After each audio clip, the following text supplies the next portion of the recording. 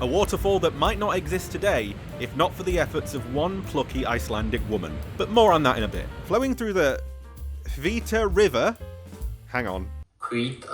Flowing through the Hvítá River, the waterfall is part of what is known as the Golden Circle of Icelandic tourist attractions. And while Gullfoss is by no means the biggest waterfall on Earth by water volume, it's still bloody big. The average amount of liquid ice running down the waterfall is 141 cubic meters, or 5,000 cubic feet, per second in the summer, and 80 cubic meters, or 2,800 cubic feet, per second in the winter. However, there have been floods that have sent the measured amount up to 2,000 cubic meters, or 71,000 cubic feet, per second. For reference to its size, here's a photo of the Gullfoss, and here are the Golden Circle tourists. Insane! In popular culture, the Gullfoss has been featured in album art, the animated show The Last Airbender, and even the live-action series The Vikings.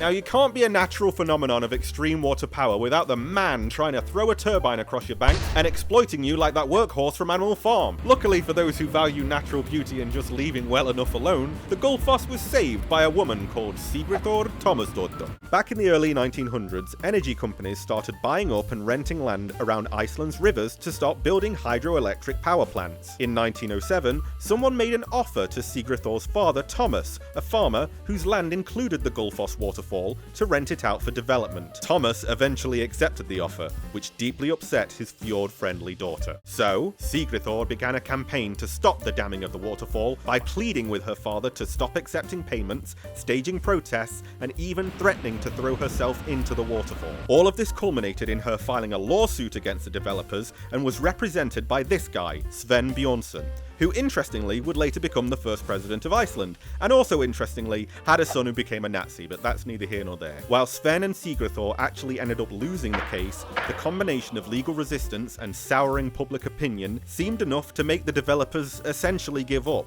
They stopped paying their dues, the contracts were annulled, and the Gullfoss waterfall was saved.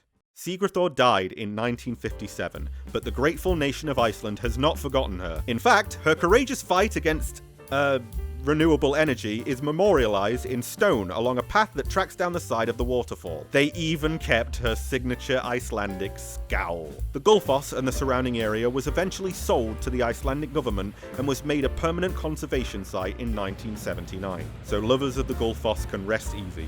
Mainly due to the efforts of just one rural Icelander named Sigríður Tómasdóttir.